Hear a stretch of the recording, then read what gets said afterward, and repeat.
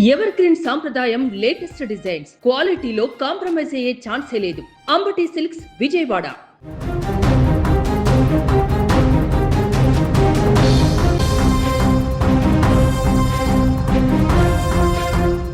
రక్షించాల్సిన చేతులే భక్షించాయి. సమాజంలో గౌరవప్రదమైన కేంద్ర ప్రభుత్వ ఉద్యోగం ఉన్నా ఆ దురాశ అతడిని కటకటాల వెనక్కి నెట్టింది. అవును, రైల్వే శాఖలో జూనియర్ ఇంజనీర్గా పనిచేసిన ఒక ఉన్నతోద్యోగి ప్రయాణికులకు రక్షణగా ఉండాల్సింది పోయి వారి పాలిట శాపంగా మారాడు. రైళ్లలో ప్రయాణిస్తూ వారు నిద్రపోతున్న సమయాన్ని ఆసరాగా చేసుకుని లక్షలాది రూపాయల సొత్తును కొల్లగొట్టాడు. కానీ పాపం పండింది.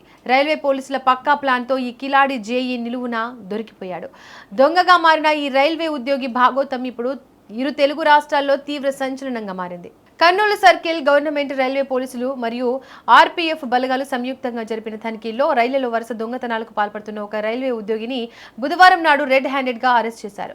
ఈ కేసుకు సంబంధించిన పూర్తి వివరాలను Guntakal railway DSP K Srinivasachari గారు స్వయంగా మీడియా సమావేశంలో వెల్లడించారు. ఇటీవల నంద్యాల రైల్వే పోలీస్ స్టేషన్ పరిధిలో ప్రయాణికులు తమ బ్యాగులు, విలువైన వస్తువులు పోయాయంటూ వరుసగా ఫిర్యాదులు చేశారు. దీంతో అలర్ట్ అయిన రైల్వే పోలీసులు కేసు నమోదు చేసుకుని ప్రత్యేక నిఘా బృందాలను రంగంలోకి దించాయి. రైల్వే స్టేషన్లో ప్లాట్ఫారాలు, వివిధ రైళ్లలోని సీసీ కెమెరాల ఫుటేజ్లను పోలీసులు క్షుణ్ణంగా పరిశీలించారు. ఈ క్రమంలో ఒక వ్యక్తి కదలికలపై పోలీసులకు తీవ్ర అనుమానం వచ్చింది. వెంటనే రంగంలోకి దిగిన Kurnool RP circle inspector M Srinath Reddy, Dhone RPSI C Bindu Madhavi మరియు వారి బృందం కర్నూలు పట్టణ శివార్లోని ఆల్ ఇండియా రేడియో స్టేషన్ సమీపంలో అనుమానాస్పదంగా తిరుగుతున్న ఆ వ్యక్తిని అదుపులోకి తీసుకుని విచారించారు. పోలీసుల స్టైల్లో విచారించడంతో అతడు చేసిన పాపాలన్నీ ఒప్పుకోక తప్పలేదు. విచారణలో తేలిన నిజాలు విని పోలీసులే అవాక్కయ్యారు. నిందితుడు అనంతపురం జిల్లా యాడికి గ్రామానికి చెందిన 36 ఏళ్ల పి బాలరాజు. ప్రస్తుతం ఆదోనిలో రైల్వే క్వార్టర్స్ లో నివసిస్తున్నారు. అతను సాధారణ దొంగ కాదని రైల్వే శాఖలోనే జూనియర్ ఇంజనీర్ గా ట్రాక్షన్ డిస్ట్రిబ్యూషన్ విధులు నిర్వహిస్తున్నాడని తేలింది. రైల్వే ఉద్యోగి కావడంతో అతడికి నిరంతరం రైళ్లలో ఉచితంగా ప్రయాణించే అవకాశం ఉంది.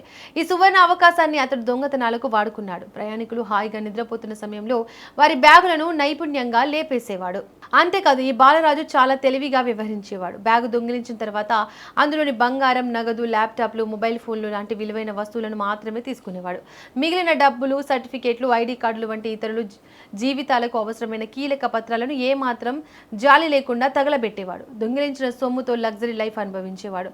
నేరాలు చేయడానికి అతడు ఒక ఫోర్డ్ కార్డును కూడా వాడాడు. నిందితుడి నుంచి పోలీసులు సుమారుగా 20 తులాల బంగారం, ఆభరణాలు, 5,20,000 రూపాయల నగదు, 13 మొబైల్ ఫోన్లు, 6 ల్యాప్టాప్లు, ఒక ట్యాబ్ మరియు నేరానికి ఉపయోగించిన ఫోర్డ్ కార్డును స్వాధీనం చేసుకున్నారు. రికవరీ చేసిన మొత్తం సొమ్ము విలువ సుమారుగా 50 లక్షల రూపాయలు ఉంటుందని డీఎస్పీ గారు ప్రకటించారు. ప్రయాణికులు తమ సామాను పట్ల ఎల్లప్పుడూ అప్రమత్తంగా ఉండాలని, అనుమానితులు కనిపిస్తే వెంటనే 139 నంబర్కు సమాచారం ఇవ్వాలని ఆయన కోరారు. కేసును వేగంగా ఛేదించిన పోలీసు బృందాలు డీఎస్పీ అభినందించారు. ప్రభుత్వ రైల్వే పోలీసు గుంతకల్ జిల్లా కర్నూలు జీఆర్పీ సర్కిల్ రైళ్లలో బ్యాగ్ దొంగతనాలు చేసేటువంటి ఒక నేరస్తుడి యొక్క అరెస్ట్ గురించి ఈ ప్రెస్ మీట్ పెట్టడం జరిగింది. గుంతకల్ రైల్వే జిల్లాలో నేరాలు జరగకుండా మరియు నేరాలని రికవరీ చేసే ప్రయత్నంలో జీఆర్పీ మరియు ఆర్పీఎఫ్ అందరూ కూడా కలిసికట్టుగా పనిచేస్తున్నాము.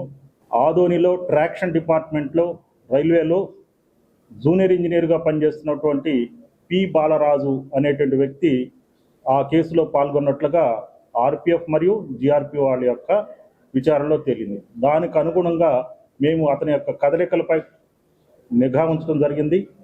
ఈ కేసులో పోయినటువంటి ప్రాపర్టీతో సహా మొత్తం 7 కేసుల్లో ప్రాపర్టీని, బంగారు ఆభరణాలు మరియు ఇతర ల్యాప్టాప్లు, ట్యాబ్లు, ఫోన్లు వీటన్నిటిని కూడా స్వాధీనం చేసుకోవడం జరిగింది. రైళ్లలో జూనియర్ ఇంజనీర్గా చెప్పుకుంటూ ఆ ఉద్యోగ పరిధిలో అక్కడ పని ఉన్నట్లుగా రైళ్లలో తిరుగుతూ ఈ నేరాలన్నింటినీ కూడా 2024, 2025 మరియు 2026 ఈ సంవత్సరాల్లో చేసినట్లుగా తెలుస్తున్నది.